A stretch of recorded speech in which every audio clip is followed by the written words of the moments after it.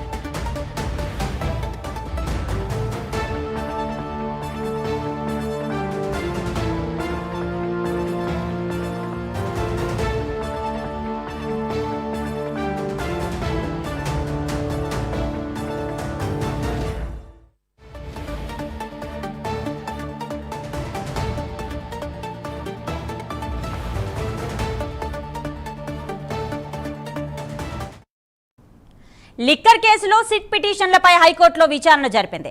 నిన్న విడుదలైన ముగ్గురు నిందితులకు ఏసీబీ కోర్టు ఇచ్చిన బెయిల్ ఆర్డర్స్ పై స్టే కోరుతూ వేసిన పిటిషన్ పై విచారణ చేసింది.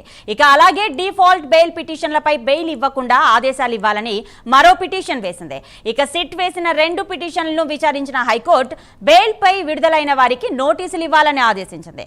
మరోవైపు మిగతా నిందితులకు కూడా బెయిల్ ఇవ్వొద్దని సిట్ కోర్టును కోరగా న్యాయస్థానం తదుపరి విచారణను వచ్చే గురువారానికి వాయిదా వేసింది. ఇక ఇదే అంశానికి సంబంధించిన మరింత సమాచారం మా కరెస్పాండెంట్ రాజ్ కుమార్ అందిస్తారు. రాజ్ కుమార్, ముఖ్యంగా కనుక చూసుకుంటే ఏదైతే ఇటు లిక్కర్ స్కామ్ కేసుకి సంబంధించినటువంటి వ్యవహారంలో ఆ కోర్టు చాలా క్రియాశీలకంగా చెప్పినట్టు కూడా తెలుస్తుంది. ఏదైతే ఇటు డిఫాల్ట్ బెయిల్ మంజూరు చేస్తూ కూడా ట్రయల్ కోర్టు ఇచ్చినటువంటి ఆదేశాలు చట్టవిరుద్ధమని సిద్ధార్థ లోద్రా చాలా స్పష్టంగా వాదనలు వినిపించినట్టు కూడా తెలుస్తుంది. మరొక వైపు ఈ లిక్కర్ స్కామ్ కేసుకి సంబంధించి కూడా ముగ్గురు నిందితుల బెయిల్ క్యాన్సిల్ చేయాలని కూడా సిట్ ఏదైతే ఇటు హైకోర్టులో ఆ పిటిషన్ దాఖలు చేసినటువంటి నేపథ్యంలో ఏసీబీ కోర్టు ఇచ్చినటువంటి ఆదేశాల మీద స్టే ఇవ్వాలని న్యాయస్థానాన్ని ఏదైతే లోద్రా కోరినట్టుగా కూడా తెలుస్తుంది. ప్రధానంగా ఉన్నటువంటి అన్ని అంశాలు కూడా చూసుకుంటే ఇటు నిందితులకు సంబంధించి జ్యుడిషియల్ కస్టడీలో ఉన్నటువంటి వారిని రిలీజ్ చేశారు కాబట్టి ఆదేశాలు ఇవ్వలేమని న్యాయస్థానం చెప్పినటువంటి నేపథ్యంలో తదుపరి విచారణ వచ్చే గురువారానికి కూడా వాయిదా వేసినట్లు కూడా తెలుస్తుంది. ఈ విషయాలన్నిటిపైన కూడా చాలా క్రియాశీలంగా, ఎందుకంటే ఇప్పటికే లోవర్ కోర్టులో ఒక జడ్జిమెంట్ వచ్చినటువంటి తర్వాత మ్యాక్సిమం దాన్నే రిపీట్ చేస్తారనే ఒక వాదన న్యాయ నిపుణుల దగ్గర నుంచి కూడా వినిపిస్తున్నటువంటి నేపథ్యంలో ఇప్పుడున్నటువంటి పరిస్థితుల్లో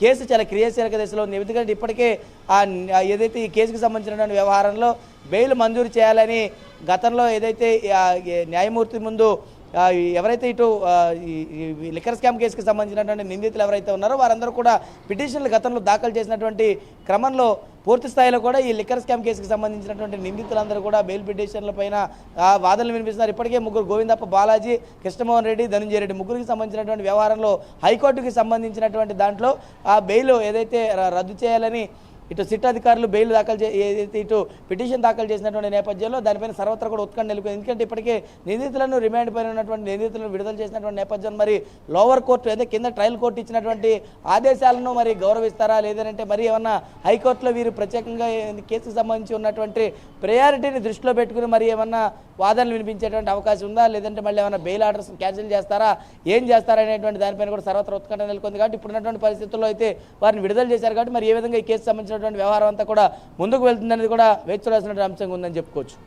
రాజ్ కుమార్, కోర్టు బెయిల్ ఇచ్చినా కూడా రిలీజ్ 3 hours లేట్ అయిందని నిన్న అంతా వైసీపీ నేతలు అక్కడ ధర్నాలకు కానీ అక్కడ పెద్ద హంగామా చేసిన పరిస్థితి అయితే నిన్న చూసాం. మరి ఇప్పుడు బెయిల్నే క్యాన్సిల్ చేస్తారు అని అంటే మరి వాళ్ళు ఎలా రియాక్ట్ అవుతారు?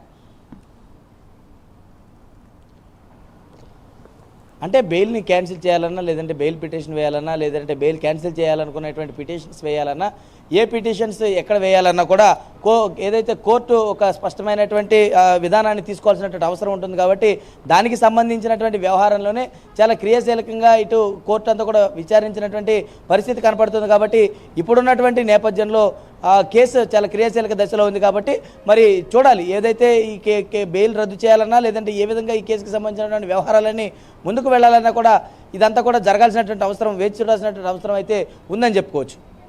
రైట్ రాజ్ కుమార్.